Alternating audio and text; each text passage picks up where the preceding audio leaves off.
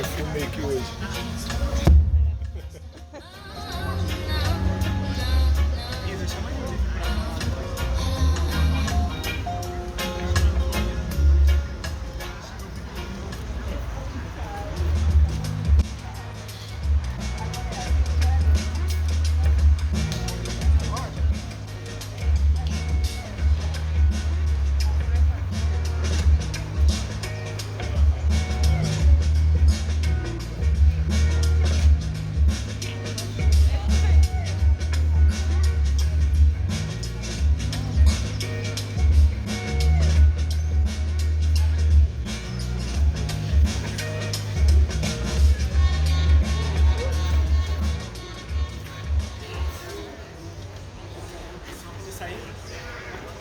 Tá gravando.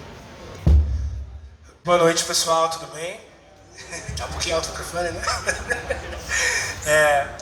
Eu sou o Pedro Moreira, diretor artístico do West Jazz, esse projeto de música preta e periférica na Zona Oeste do Rio de Janeiro. Eu estou aqui com o Vitor Cantuária, nosso querido palestrante de hoje. Queria que você se apresentasse pra gente, Vitor. Primeiramente, eu agradeço pelo convite, né? Meu nome é Vitor Cantuária. Nessas horas de apresentar é sempre complexo porque eu preciso fazer alguns recortes, né? Aqui estou como uma pessoa que é da pesquisa, da área de música também. Mas naturalmente minha formação é bacharelado em dança e estou dentro de um setor, né, de cultura dentro de lugares muito distintos, assim, né? E isso falando profissionalmente é uma coisa, mas eu também gosto de me apresentar dizendo que eu sou uma pessoa que é cria de Duque de Caxias, que é filho de Dona Saraí e de Humberto Cantuária, filho caçula de uma família que, no final de tudo, se construiu graças a mulheres negras. Meu pai faleceu muito cedo e aí tudo que eu tive como referência veio de mulheres negras. Teve um momento que eu era o único homem dentro de um circuito de 7 mulheres. Eu morava exatamente na casa das 7 mulheres, com 2 tias, algumas primas, minha mãe e minha irmã. E vem desse lugar, assim, né? Pulsante no samba, minha família é sambista. Sempre fui dançarino, eu era a pessoa estranha da foto, todo mundo posava pra foto, tava dançando, não tava nem aí pra isso. E aí o mundo foi me trazendo pro lugar da produção e logo em seguida também pra pesquisa. E essa pesquisa se configurou graças a um grupo de pesquisa de 5 pesquisadores negros que decidiram dedicar ali 4 anos, na verdade 5, a uma tese de doutorado que pensava a formação da juventude negra e LGBTQIA+, a partir de uma festa chamada Baticu. Essa festa é uma festa que nasce lá em Salvador, nas periferias de Salvador, pensada por uma bicha preta, de um modo despretensioso. Era para ser a festa de aniversário de uma pessoa e a despedida dela para São Paulo. E aí o que acabou acontecendo foi essa festa, ela tinha como premissa apenas tocar músicas negras. E a outra premissa era entender que a diversidade precisava estar naquele lugar e morar naquele lugar. E a partir disso surge um movimento, né, que hoje, né, depois de 10 anos, é visto como o maior movimento preto da juventude, né, e com o recorte central da sexualidade no modo mais expandido possível disso, assim. Acho que essa é uma boa introdução. A gente pode continuar, né, conversando sobre isso, assim. Acho que tem até esse lugar, assim, se alguém quiser me interromper, me interrompa. Se quiser conversar comigo, converse. Estou aqui para esse lugar e vamos nessa. Eu acho muito interessante dessa sua trajetória, porque dentro do que você está falando, tem um traço que na academia, e especialmente na música, fica às vezes muito de fora, que é o traço da corporeidade, que é a ideia que a gente muitas vezes a gente pensa que a gente faz música só com a cabeça, que a gente faz música só com a intelectualidade, só com a técnica, só com a coisa. Só que a música, ao contrário das outras formas de arte, especificamente, ela tem um ponto que você é invadido pelo que você está ouvindo. Entendeu? As ondas começam a invadir o seu corpo para você ouvir, para você sentir não só ela no seu canal auditivo, mas você sente ela no corpo todo, porque a vibração se espalha por ali. Eu queria que você falasse um pouco da importância desse aspecto da corporeidade. Como é que você acha que isso diferencia, você dá atenção isso na parte da pesquisa? Massa. Principalmente nesse recorte, né, do que era Baticu, primeiro falar desse nome, né? A festa, Baticu é exatamente sobre rebolado. Começa por aí. Ela tinha, né, como o negócio do amarrar, né, essa ideia de artistas negros e tudo mais, mas é uma festa, sobretudo, que ela tem uma altura média, né? Você jamais vai ver uma pessoa em pé na Baticu, porque literalmente as pessoas percebem que rebolar é a premissa naquele espaço, né? Partindo desse lugar, a gente já vê, né, ali um traço de diferenciação de outros espaços e ambientes que não tenham essa mesma premissa, né? E aí, pensando sobretudo enquanto campo, né, apesar de ter essa fala de que as ondas te preenchem e tudo mais, historicamente, o campo da música, ela tem uma certa ligação ao movimento. Se você pensar uma orquestra, a ideia é que todos vão estar lá sentados, né? O movimento vai ser inato ao que você vai estar fazendo musicalmente, mas todo o restante você vai ver ali um comportamento, né, que é um comportamento bastante adestrador até, né? Então, pensando num paralelo entre uma epistemologia, né, preta e uma epistemologia que historicamente é invadida e hegemonicamente, né, é colocado como um lugar de não movimento, a gente vê aí uma disparidade de como esses corpos vão acabar, né, realmente presenciando tal coisa. E aí, se a gente sai desse lugar de uma música de concerto, de uma música que é pensada a partir, né, desse lugar da orquestra, e que vai para outros lugares e que vai ter como uma premissa, de fato, né, o vivenciar o total da coisa, né, a gente percebe que esse corpo ele vai estar ali, e aí ele também diz coisas assim. Na Baticu, principalmente, isso é visto tanto corporeamente, né, porque a Baticu ela tem alguns dítanos que total, é isso, é o som do ambiente, ele faz parte, né? E ele na Baticu tem essa premissa do corpo ele ser total. E ele é ser total mesmo, dentro de uma ideia que você está num espaço para uma diversão e tudo mais, mas você está aflorando sempre. É um lugar extremamente quente. A Baticu, todo mundo está num lugar suado. A Baticu é um lugar onde as pessoas elas vão estar diretamente ligadas umas às outras, porque elas vão se esbarrar. Eu sempre digo que é impossível você passar sem sarrar em alguém. Impossível. Impossível você não perceber que isso é tão inato ao espaço, que isso inclusive não vai ser visto a partir de um lugar que é de uma hipersexualização, inclusive. As pessoas vão lá com pouca roupa, as pessoas vão lá de fato, né, mostrando pele, suor, calor. E aí, isso também vai trazer uma outra dinâmica para a parada, porque dentro de um lugar onde não tem uma repressão direta ao corpo, tudo que está ali se torna produção, né? A Baticu, ela surge como uma festa, como eu disse. Logo depois, a gente começa a perceber algumas lacunas que elas são diretamente de narrativa e de disputa, né? E nesse lugar de narrativas e disputas, né, a gente vai perceber que o corpo, sobretudo o corpo que é protagonista daquela festa, ele ali, ele tá num lugar de libertação e também de liberdade, mas ele tem outras várias mazelas que, infelizmente, elas são inatas àquelas pessoas. A gente está falando de uma sociedade que é uma sociedade racista. A gente está falando de uma sociedade que é uma sociedade que coloca a sua sexualidade à prova, como se você tivesse que dar alguma satisfação a alguém aquilo.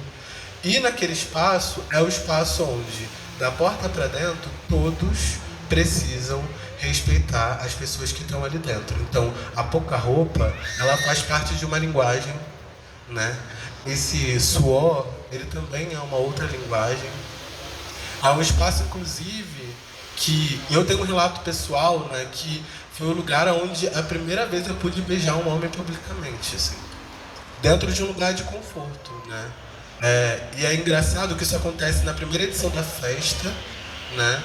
Eu tenho uma memória muito específica, estava tocando I Still Me Love de Sean Polk, e aí tava ali naquele momento de estar tocando um dance hallzinho, que é uma música sobre esse momento mesmo, né? E aí tava lá, I still me love if you're a boy. E aí eu só olhei um boy e fui.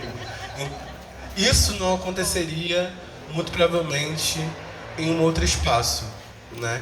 Então, o corpo e a música, eles estão ali de um modo muito ligados, mas porque eles também estão atravessados por um caráter de vivência, né? O tocar apenas pessoas negras e tudo mais era uma afirmação política dentro de um espaço. A gente está pensando em Salvador, Bahia, o lugar onde tem a maior população negra fora de África, mas ainda assim a cena cultural ela tinha uma grande resistência à possibilidade de ter esse lugar de protagonismo a pessoas negras. Isso parece ser um lugar de incoerência, mas eu acho que isso, inclusive, traz um super gancho para pensar o jazz, né? Quando a gente pensa Nova Orleans, o momento que o jazz surge, a gente está falando de um momento de uma grande repressão, né? Existe uma grande ironia ao ouvir jazz e ouvir jazz daquela época, porque as letras elas são extremamente pesadas, na realidade, assim. Eu, inclusive, fico na memória uma artista que, graças a Deus, é também minha amiga pessoal, fazendo aniversário um dia depois de mim, extremamente libriana, chamada Luciane Dom. Ela tem um trabalho, né, um álbum chamado Liberte-se Banzo, e ele tem como roupagem o jazz. A música que eu mais amo se chama Madeira e Sal. Madeira e Sal é uma música que fala sobre a travessia, sobre a ideia de pessoas retiradas de África que chegam até o território brasileiro, só que a única coisa que ela tem como sensação é o cheiro da madeira do navio e do sal da água salgada lá do mar e tudo mais. Pensa nisso, me coloca num lugar de tipo, caraca, que reflexão. Só que a música é uma música extremamente dançante. E aí tá a grande ironia da parada, assim, porque como assim essas pessoas que criaram jazz estavam fazendo músicas extremamente dançantes, com palavras, com um discurso que era um discurso que estava diretamente ligado ao momento de opressão, né? Historicamente falando, ele está falando de um momento de uma abolição, né? Mas de uma grande segregação, pensando nos Estados Unidos, onde tinha uma grande privação também dos direitos, né? E aí a galera simplesmente vai e cria o jazz, assim, entre uma ideia de improviso, entre uma ideia de que, enfim, quem escuta está ali simplesmente sendo envolvido por um som, mas que a todo momento é sobre denúncia. Acho que falei bastante coisa e acho que esse gancho é simplesmente para falar que a Baticu também é esse lugar, assim, né? Diante de tantas opressões, existe um lugar que se configura como um lugar possível de viver. E acho que é essa a grande parada, assim, né? Porque entre a música que atravessa o corpo e que no final de tudo transita num lugar de várias linguagens, né? A gente vai perceber diretamente essa ironia da parada, né? Acho que faz sentido falar de um momento político de agora também, né? A gente teve nas últimas semanas aí a ideia de uma pessoa que é presa, associada à apologia a crime, e que talvez a música que as pessoas lembrem, né, de primeira instância não é nenhuma música que fale sobre, de fato, uma coisa de apologia, assim. Quando a gente pensa em MC Pose e a gente pensa que ele está falando que o complexo está lindo, né, ele está contando a história de uma pessoa que, ao final de tudo, tem um relacionamento com uma outra pessoa que não é daquele território. E ele, por ser uma pessoa que tem a possibilidade, né, de ter um carro, de ostentar sua figura, ele leva essa pessoa que é a amada dele para o complexo do alemão e ele dá a visão daquele complexo. Por isso que o complexo tá lindo. Tá paz, tá tudo bem, mas a realidade é essa, né? A gente tá ouvindo uma música e essa pessoa está sendo perseguida exatamente por ser um artista que está falando da sua vivência. Acho que a gente consegue pegar um ponto daí, sabe, o Vitor? Dessa que começou falando da travessia, dessa coisa assim, tem um traço muito importante do trabalho de vocês lá na Vaticum, que eu acho muito interessante, que é essa ligação direta do gênero que a musical está tocando com as raízes africanas dele. Que, como a gente estava conversando ali em off, essa parte de epistemologia negra que o projeto aqui preza muito, que essa epistemologia não está só num discurso, numa palavra, mas ela também está na estrutura musical daquilo que está sendo preservado. E queria que você comentasse um pouquinho assim, do gênero musical e como é que vocês entendem essa preservação dessa linhagem que vem de lá, que veio dessa travessia, dessa preservação, não só enquanto resistência, mas enquanto afirmação de vida, enquanto produção de outras coisas, como você está afirmando aí. Total. Acho que epistemologia está diretamente ligada a pensamento, né? Então, é literalmente sobre base, sobre algo que está ligado em rede. E aí, falando, né, de uma manifestação que está diretamente ligada à ideia de uma confluência de músicas, né? Porque ao falar que apenas artistas negros estão ali, né, a Baticu ela também faz um trabalho de pensar que a produção brasileira é uma coisa, a produção afrodiaspórica no todo ela também é uma outra coisa, e a ideia de música em África ela também poderia ser uma outra coisa. Nessa hora eu queria conversar, por exemplo, com Dom Filó, que é uma das pessoas que estão ali, né, diretamente ligada à manifestação, né, cultural preta, né, uma pessoa que estava ali nos primeiros bailes, uma pessoa que estava ali diretamente ligada à cultura do funk, e que, de certo modo, né, hoje está ali junto da Courtney, e que hoje, ainda vivo, né, continua fazendo esse trabalho acontecer em várias frentes. Ele, em um determinado momento, eu tive a oportunidade de entrevistar ele, e aí ele falou uma coisa que fixou em mim de um modo muito específico, que o tambor, no final de tudo, ele é o primeiro Wi-Fi do mundo, assim. Uma marcação que é muito específica do funk carioca, né, a ideia do tamborzão e tudo mais, é uma coisa muito evidente na Baticu no Rio de Janeiro. A Baticu, ela, por estar de modo expandido ao Brasil, né, ela nasce em Salvador, ela chega no Rio e em São Paulo, e hoje ela está em Salvador, Rio e São Paulo, Minas Gerais e BH, Distrito Federal. Hoje, inclusive, eu tive de frente a um dado que é um lugar onde, em 10 anos, tem mais de 1 milhão de pessoas enquanto público somatizado, passou em mais de 20 cidades do Brasil, mais de 10 países, dentro de um lugar onde o trabalho passou a ser diverso e com um grande afinco com a curadoria daquilo que está sendo colocado ali. Então, um dos braços da Baticu hoje é a Baticu Records, que foi desenvolvido, sobretudo, né, dentro de uma ideia de parceria com marca, para Spotify e tudo mais, mas que tem como premissa a ideia de descobrir novos talentos, mas também resgatar de onde que esses talentos conseguiram tirar insumo para trabalhar dentro daquela construção.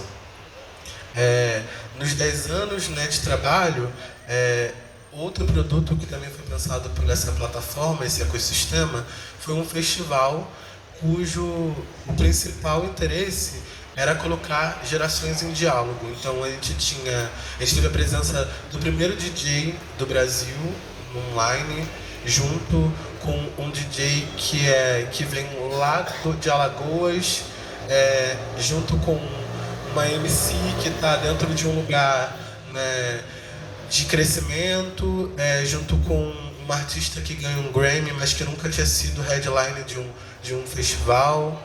Então, essa trama ela acaba se fazendo porque existem pilares muito específicos dessa festa que, no final de tudo, foi se fazendo de modo orgânico, que é o pilar da salvaguarda da cultura preta do modo mais diverso possível.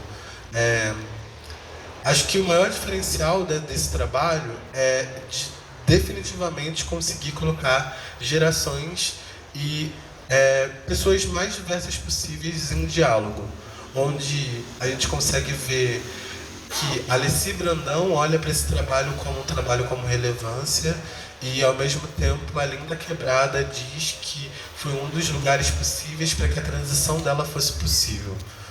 As narrativas dentro da Baticu são narrativas realmente muito diversas.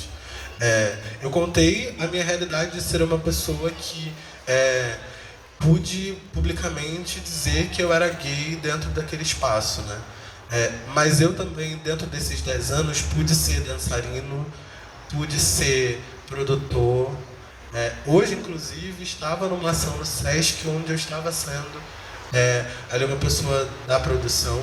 E aí, um trampo que é muito importante na Baticu é a ideia de pensar uma economia criativa que seja também nesse lugar da diversidade. Eu ponho o lugar da diversidade como lugar da primazia, porque é exatamente nessas possibilidades de até confrontos, né? Porque quando a gente fala de uma questão geracional, tem coisas que as pessoas vão olhar de fora e vão falar, isso não faz nenhum sentido. Mas para todos aqueles que vivenciam e passam a ser baticunianos, porque é isso, assim, a Baticu cria um tipo de identidade onde as pessoas se identificam e criam um codinome para si, sabe? Eu sou baticuniano. E aí poder dizer que eu sou baticuniano faz sentido para mim, principalmente por essa ideia que passa pela ideia de pensamento mesmo. A construção de pensamento que a Baticu acabou trazendo para esse chão, né, para essa conversa, é uma construção que está diretamente ligada a uma formação de comunidade. Uma ideia de que o ajuntamento de pessoas, seja ele o tamanho que for, né, porque é isso, o primeiro momento era uma festa de despedida e aniversário, né? E aí chega um lugar que a Baticu é convidada para estar em diversos países, que consegue fazer um resgate e chegar até a África, que consegue trazer uma conversa que está mais aproximada das pessoas, né, num lugar sensível, porque, de certo modo, é essa grande parada, assim, a parada é ser sensível. A parada é estar poroso e entender que nesse lugar aqui existe um lugar possível de criar um grande empreendimento, porque parte desse lugar também, né, é pensar que tem um jovem negro com menos de 30 anos que é dito uma das pessoas mais influentes para a juventude negra diante de uma realidade que é aquela que eu falei anteriormente, né, de muitas opressões e atravessamentos. Então, no todo, assim, tem uma peculiaridade que é perceber que a Baticu cria ambientes possíveis para pessoas existirem a partir de um lugar de dignidade, assim, sabe? eu gosto muito de falar desse lugar porque, apesar de eu apontar racismo, homofobia e tudo mais, essa não é o grande foco da Baticu. A Baticu quer que a gente esteja no palco, mas que além de ser assistido, a gente possa assistir. E além de estar sendo assistido e assistir, que a gente possa, no final de tudo, contar uma história que não seja uma história que esteja tendo como foco a opressão, mas sim a vida, né? A ideia de que não é a vida como um tema, mas a vida como vida, né? Uma coisa é a gente falar, né, da pessoa negra, e ali isso ser um tema, mas outra coisa é a pessoa negra poder vivenciar a vida dela como ela realmente imagina e quer. Falando musicalmente, a Baticu também foi palco de pessoas pela primeira vez, várias vezes. Ela se coloca nesse lugar. A Baticu, ela também foi palco de pessoas que no final de tudo jamais imaginaria que estaria aqui nesse território, que ia querer dialogar com esse trabalho. E aí tem esses disparadores também, né? Quando eu estava, né, num festival que é a Lineker, né, que é a pessoa que eu falei que ganhou um Grammy, mas nunca tinha sido um headliner num festival. Ela estava lá e ela fez uma fala que dizia: eu estou aqui em prantos porque eu estou nesse palco, mas a maior parte do meu tempo eu estive aí enquanto público. E aí ela traz uma outra coisa para o diálogo, que é: eu nunca pude ser headliner porque eu preciso me reafirmar milhares de vezes até que eu possa ser isso.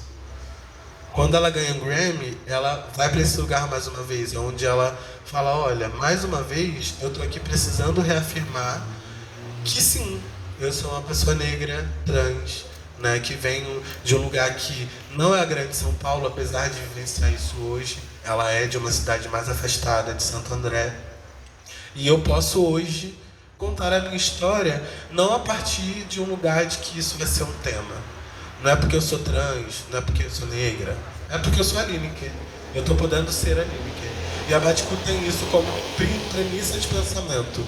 Se você vai até lá, que você seja você. Mas que você seja você entendendo que aqui existe um lugar de... Eu gosto também de pensar com uma pessoa que se chama Zoilda Trindade, que ela vai falar de um lugar de espaço civilizatório, sobretudo, porque ela vai dizer que determinados espaços vão fazer com que toda e qualquer pessoa se comporte apenas daquele jeito, porque aquilo que alimenta, né, está pautado a partir de uma ideia de fé, uma ideia de construção de corpo, uma ideia de construção de coletividade, uma ideia de diálogo. Então, a Baticu se torna esse espaço. A epistemologia, ela, enquanto pensamento, né, ela se faz principalmente pelas afirmações que ela faz. A Baticu tem um lema, inclusive, né? E aí esse lema, ele começa com respeito. E aí, respeite a diversidade, mas ela vai apontando, né? Tipo, respeite as pessoas negras, respeite as pessoas gordas, respeite as pessoas LGBT, respeite as mulheres. Caso aconteça qualquer caso de assédio, violência, essa pessoa é convidada a se retirar. A Baticu, no final de tudo, ela cria um sistema onde a pessoa ela pode ser tudo que ela quiser, ela só não pode atravessar outra. Então, só essas linhas que vão a partir de um pensamento, mesmo porque isso é uma construção, né? Faz, no final de tudo, com que exista um espaço possível para que a vida seja celebrada, né? Então, se tem uma coisa que a epistemologia negra, sobretudo frente às mazelas da sociedade, ela vai colocar, é que é isso, é um lugar de... não é tolerância, não é intolerância religiosa, é respeite a religiosidade de toda e qualquer pessoa. Não é sobre tolerar, não é sobre palavras de ordem, não só. Não é sobre saiba se portar e, sobretudo, vamos lá, vamos tentar construir alguma coisa para mudar essa coisa aqui, tipo, porque tá tudo muito ruim. A gente sabe da ideia de corrupção, a gente sabe da ideia de violência que a gente é atravessado, mas a gente pode fazer uma outra coisa e pode ser, sobretudo, através da cultura, né? Pode ser, sobretudo, utilizando arte como ferramenta. pode ser, sobretudo, a partir de uma ideia que vai necessariamente partir de respeito e precisa, ao final de tudo, promover vida. Muito bom. Tem uma coisa muito interessante que você está falando aí, que é essa questão de a gente trazer luz sobre pessoas, sobre identidades, sobre construções que estão ali para serem oportunizadas. E eu acho que tem uma coisa do processo que vocês estão aí nessa caminhada já há 10 anos, né? Que fala de uma outra forma de fazer cultura do que a gente está acostumado a ver, a representação do que é a arte, do que é o produto cultural, que está na formação não só de público, não só de artistas, mas na formação de redes, na formação de ligações entre pessoas, ligações econômicas, ligações pessoais, ligações de trabalho mesmo, de que a gente está construindo uma coisa juntos, mas que isso que possibilita, inclusive, por exemplo, uma pessoa com um depoimento tão importante como o da Lineker, que foi de estar sendo oportunizada, de estar ali naquele lugar, né, fazendo o que ela faz, se vendo de uma outra maneira. Eu gostaria que você dissesse um pouco desse processo material mesmo, de como é que foi a trajetória da Baticu, por exemplo, de como que começou. Começou numa produção independente, ganhou um edital, ganhou patrocínio, fez parcerias, como é que foi? Hoje a gente estava também conversando sobre isso, né? Eu estava num momento, né, de formação de possíveis artistas e produtores. Desse lugar, né, de onde que veio o recurso, acho que a virada foi um pouquinho outra, na realidade. Para o recurso chegar, e não é um recurso que chega, né, tão facilmente assim, precisou que a Baticu se tornasse necessária para as associações que ela acabou fazendo e que, ao fim de tudo, demarcou o crescimento da Baticu, entendeu? Pensando produção cultural, né, a gente sabe que tem as leis de incentivo, vários fomentos, possibilidades de associação direta a uma marca e tudo mais. Hoje eu acredito que a Baticu está num lugar de prospectar, né, a partir desse recurso que vem de fora, muito no lugar da necessidade. Assim. Eu acabei não falando, né, mas eu sou uma pessoa que hoje trabalho dentro de uma marca, né, e antes disso, né, dentro da minha trajetória, eu pensando o pilar de inteligência cultural e tudo mais, eu diversas vezes vi a Baticu como uma referência para aquilo que estava sendo apresentado ao mais alto escalão daquela marca. Por exemplo, eu trabalhei em Beats, né, que seria a Skol Beats, sabe? Beats. E aí Beats queria muito se conectar com a juventude, os objetivos da marca era esse, assim, né? E aí, no final de tudo, foi engraçado porque o case de aquilo que eles mostravam como o nosso aspiracional era a Baticu. Então, não existe, né, um processo. Existe um processo, na verdade, ativo, né? Tem hoje uma frente de captação de recursos e tudo mais, mas o início e o crescimento da Baticu foi pela comunidade que ela construiu. A ideia dos baticunianos e tudo mais, ela é realmente assim, uma ideia que foi meio que se tornando um discurso de todas as pessoas que passaram a ser frequentantes dessa festa. Então, ao final de tudo, o boca a boca, o marketing da parada foi exatamente o que funcionou para que houvesse um crescimento no volume e, ao final de tudo, ela fosse percebida como algo necessário. Algo muito fácil de fazer? Não. Mas, se a gente pensa historicamente, né, 2014, quando a Baticu surge, é um momento de uma entrada massiva de jovens negros em universidades. É um momento que eles olham a lacuna do território deles, né, e pensam, não tem nada disso acontecendo, eu vou fazer. Então, existe esse movimento que é mesmo de uma iniciativa, e ao final de tudo, essa comunidade que se torna, né, pensando a Baticu como marca e centro, ela vai criando uma comunidade ao entorno que vai fazendo toda a narrativa que ela foi construindo, assim, né, ser amplificada e ser notada pelas pessoas, assim, né? É pensar que a Adidas, quando ela lança a coleção junto com Beyoncé, que, enfim, mercadologicamente falando, é uma coisa de uma grande escala, ela convida a Baticu para ser a imagem que vai representar essa coleção no Rio de Janeiro e no Brasil, né? É pensar que a Red Bull, quando estava pensando, né, esse pilar também de diversidade de modo mais próximo, ela foi até a Baticu e ofereceu algo, né? É pensar que a Budweiser, ela também enxergou essa lacuna. E aí eu acho que tem uma coisa do setor cultural que não me parece ser uma coisa tão tranquila, e colocando em equiparações, não é tão a realidade de todos, assim. Eles conseguiram, na verdade, acharam um gap, né, uma lacuna, entraram e se colocaram naquele lugar, e aí foi todo o contexto que fez com que o crescimento acontecesse. Mas foi uma manifestação popular, é isso que a gente tem que pensar na realidade, né? Então, foi exatamente a comunidade e o povo que fez com que a narrativa amplificasse e ela se tornasse necessária para essa galera que quer vender, né? E aí o dinheiro é desse jeito mesmo, gente.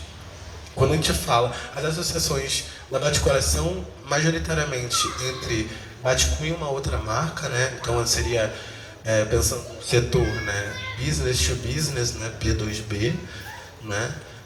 E é dali que vem uma maior ferramenta. E tem uma coisa que é muito louca, que é a Baticu, apesar do crescimento, ela não quis fazer com que isso fosse impacto para a comunidade. Então, independente dos 10 anos, independente das grandes coisas que já foram feitas, os ingressos eles começam em R$10, né? Os ingressos, a máxima, né, é 40, 50 reais. Isso pensando em São Paulo. Tem o pessoal que não precisando aprender essas estratégias de marketing. Entendeu? Porque, e aí é isso, eles falaram, tá, a gente vai crescer e tudo mais, mas a gente vai crescer, mas para quem é nosso público é importante que continue sendo acessível. Não faz sentido pra gente hoje ter 10 anos e ao final de tudo o nosso ticket de ingresso passasse a R$100. Faria sentido sim, porque eu acho que tem esse parada também. Acho que toda a manifestação cultural, ela nasce também com a ideia de que a pessoa precisa empreender e crescer na vida, tá ligado? Mas a realidade dali é que, tá, a gente vai crescer, mas essa conta não vai chegar pro nosso público.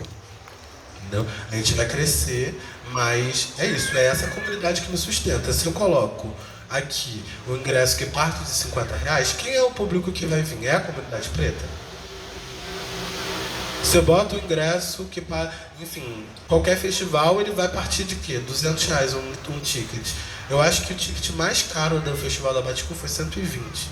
De um dia de atividades com, enfim, artistas de um setor nacional ali, com Lineker, que é a pessoa que é premiada e que, enfim, o próprio ingresso dela já é mais caro, entendeu? Então, existe um compromisso com a comunidade que é muito maior, inclusive, que a ideia de enriquecer. Eles não estão pensando, né, de modo nacional que quem vai dar o dinheiro é o público. No final de tudo é isso. O público, se no final de tudo eles precisassem voltar, né, para um lugar que é menor e tudo mais, e isso ser a realidade, eu acredito muito que seria. Eu tenho uma certa proximidade com o Maurício, que é a pessoa que pensou isso, e eu sempre fico rindo que ele fala, cara, eu tô doido pra fazer um Inferninho de novo, já não aguento mais fazer grandes eventos, porque é isso, assim, a premissa da festa é ser para esse povo, é para essa coisa acontecer. Tipo, todo o restante que está no entorno é uma alegoria, é uma coisa que é de reconhecimento, é uma coisa de trajetória, mas para o meu público é isso que importa. E a captação de recursos vai sendo por também batalha, né? Porque é isso, assim, né? Eu falo isso tudo porque no final a gente teve um festival que foi cancelado por falta de investimento. Entendeu? Ainda que tenha a narrativa de maior público, de ter uma realidade. Rio Parada Funk foi consequência, né? A Baticu anuncia numa semana, na outra semana Rio Parada Funk também anuncia. E aí Logo em seguida, né, passa, sei lá, um ano, a gente tem agora a realidade de saber que um dos grandes festivais do Brasil está aí sendo processado no trabalho análogo à escravidão. Mas ele continua tendo investimento. Então a realidade também bate lá, né? Então, enfim, tem um lugar que é obviamente espetacular, porque eu acho que o mais precioso mesmo está nesse lugar de ser algo que era despretensioso, que era só sobre a comunidade, que se torna algo grandioso.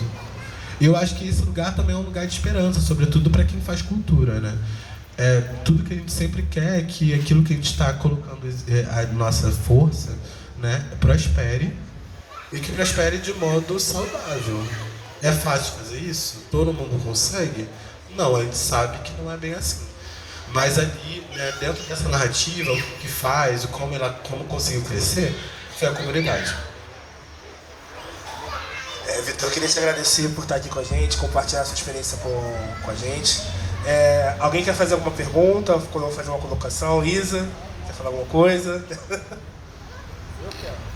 Então, vem, Marcelo. O microfone vem aqui, tá difícil de ir até aí. Não, só a ideia de reconhecer o seguinte: fazer cultura e fazer cultura em território periférico já é difícil.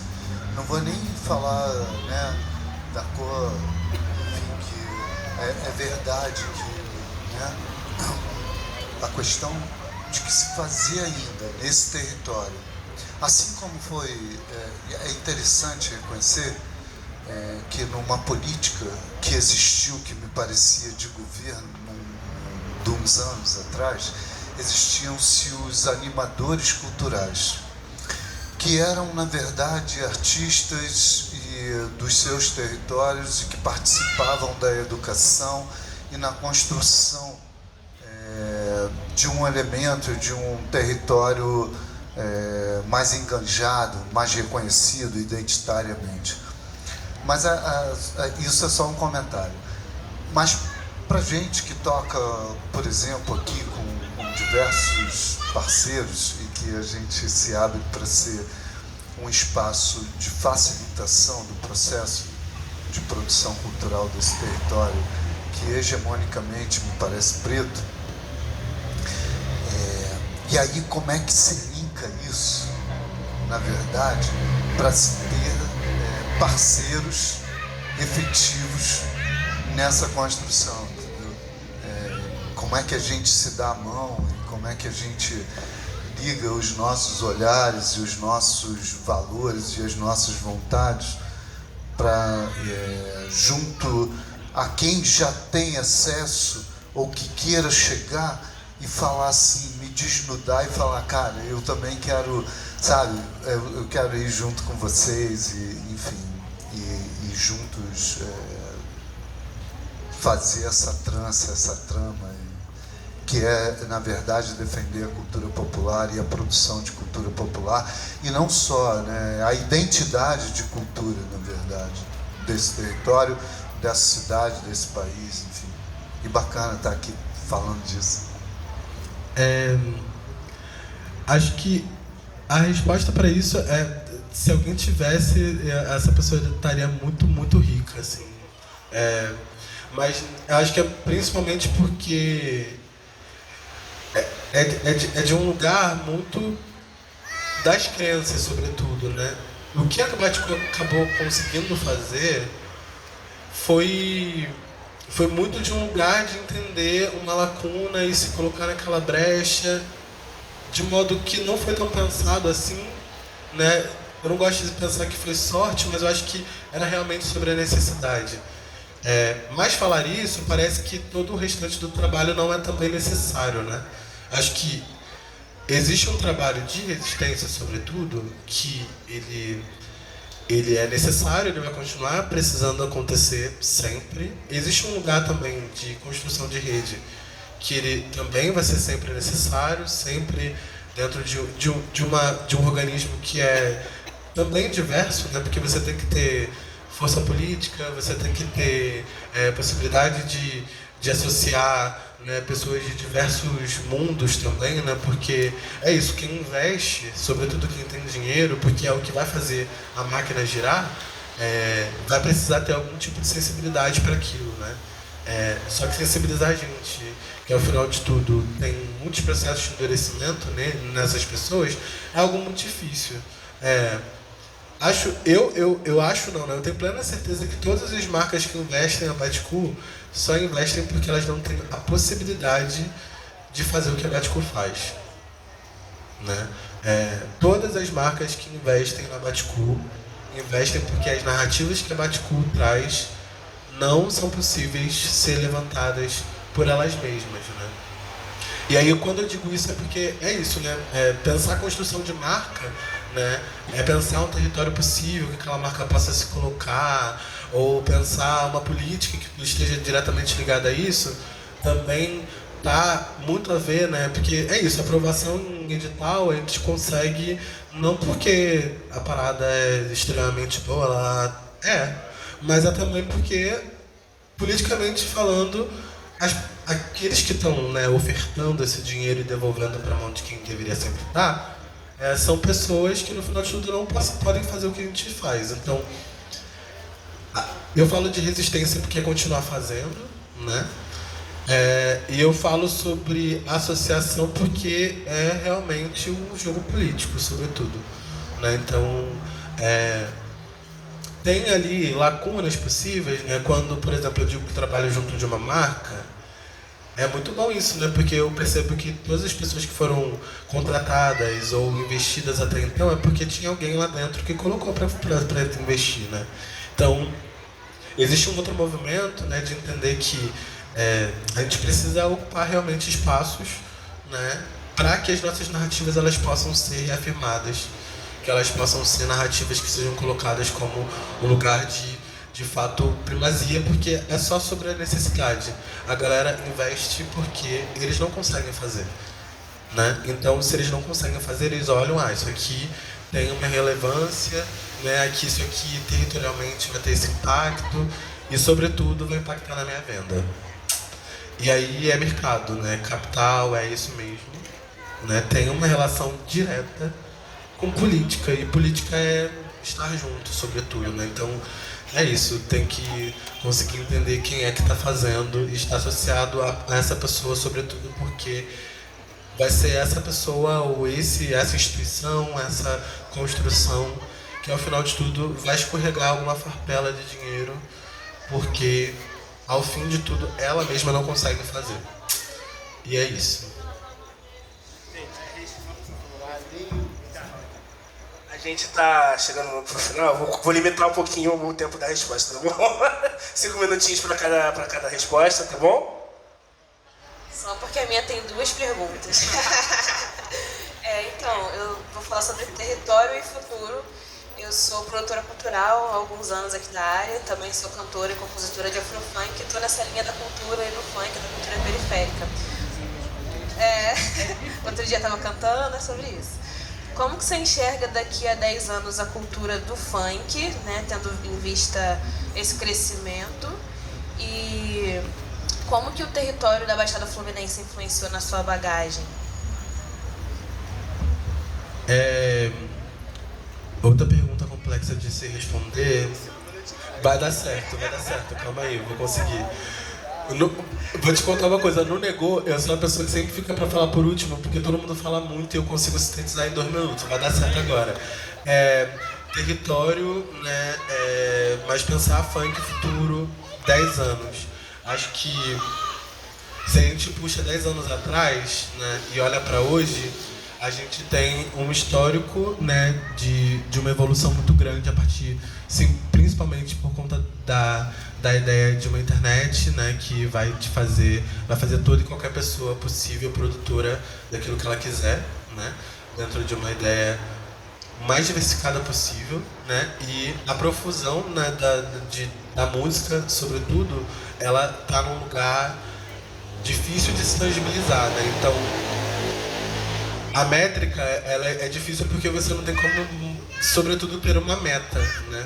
A métrica é uma parada mais complexa ali, né? Mas pensando o que a gente tem também, né, de atravessamentos, né, existe uma tensão muito grande, sobretudo, mas eu acredito muito em quem faz, né? Então, quem faz funk e quem vivencia isso, sobretudo, tá num lugar de também estar num lugar de propriedade para tal coisa, né? Então, daqui a 10 anos, eu super imagino que nós teremos pessoas que jamais imaginaríamos fazendo funk fazendo.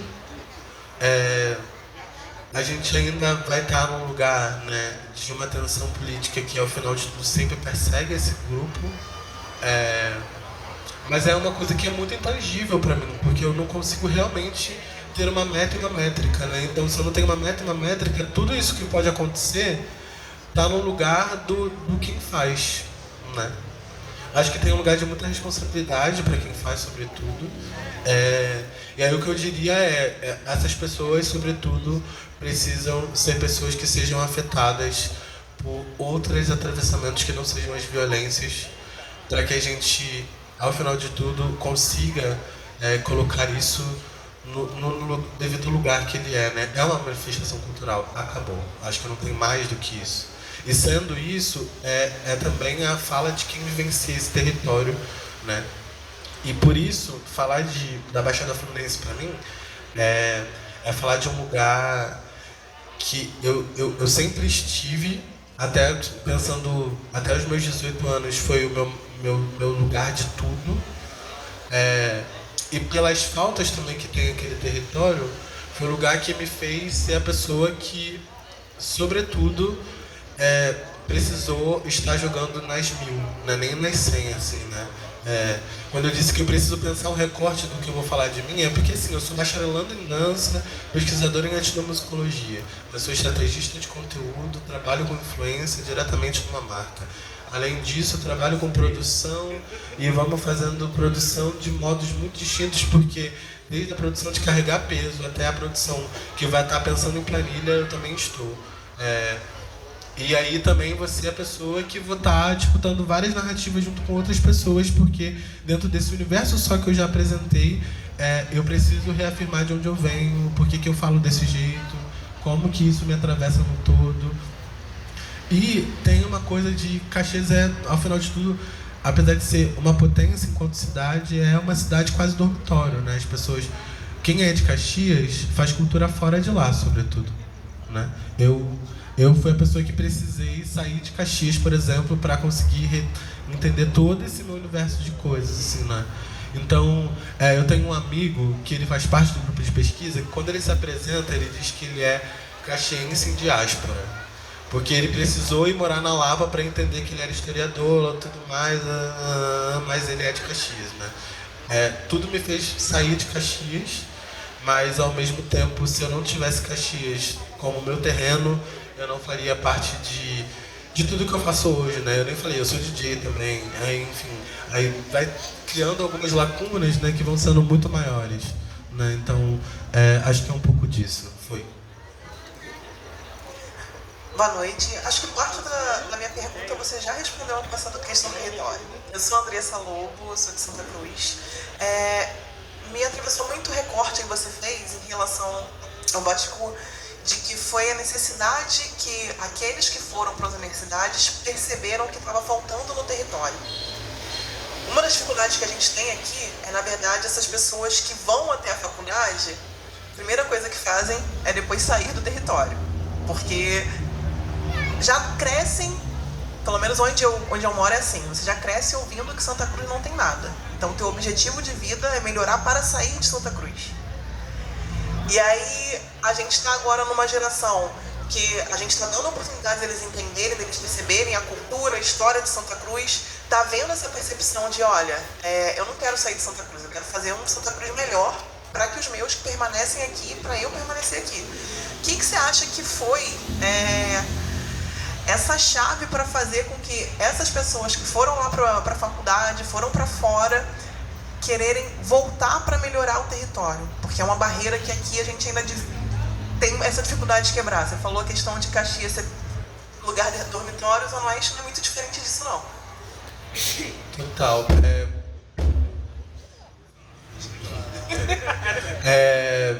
Acho que tem uma parada, né, sobretudo, que vem dessa ideia de melhoria de vida, né? Quem está na escassez, obviamente, não quer permanecer nela, né? E, obviamente, a gente tem um Rio de Janeiro que ele é idealizado por toda aquela pessoa que, enfim, é atravessada pela escassez, né? E acho que é muito natural mesmo que exista esse processo de acendi e por isso sair.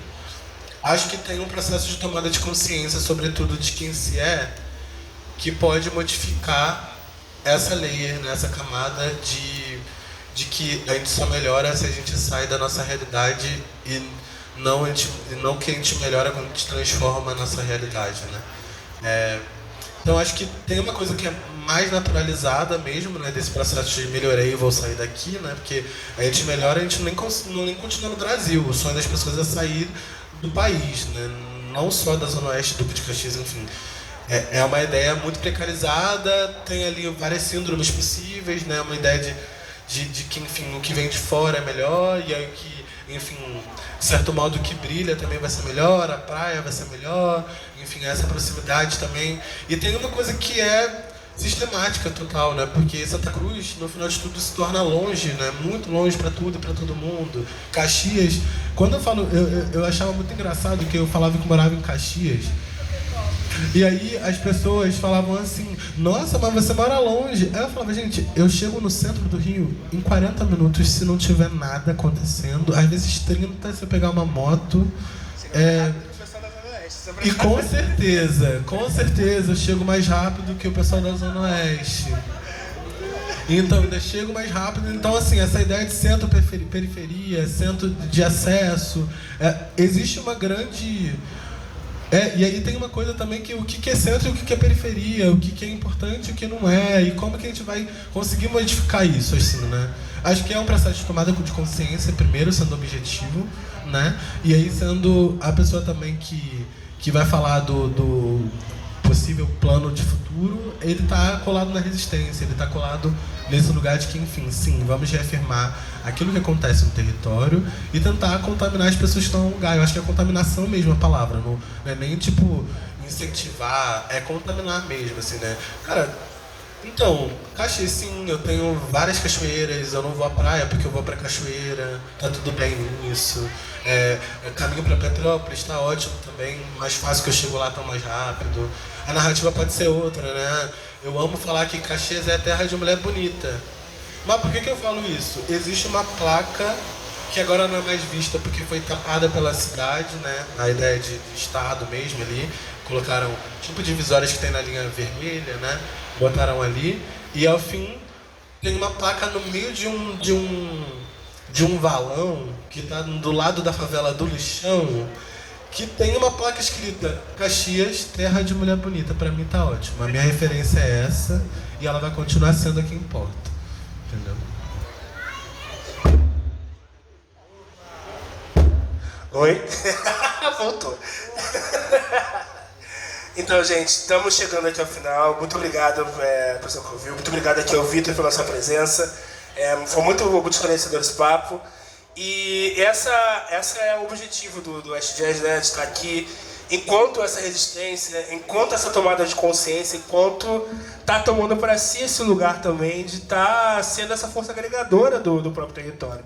De estar sendo essa potência, não só com música, mas também com a economia criativa, com a oportunização das pessoas de estar nesse lugar, que eu acho que uma das coisas que mais me chama a atenção é que a gente quer ser esse lugar que você está falando, sabe? Em que as pessoas se vejam como possíveis de serem contempladas, de serem vistas e de se reconhecerem como representantes da cultura a qual elas pertencem mesmo. Ok? Muito obrigado. Obrigado a vocês, obrigado pela escuta, gente. Eu falo a beça e é isso. Prazer, Vitor Cantuária, e é isso. Obrigadão, pessoal. DJ Jules, voltando aí nas carrapetas.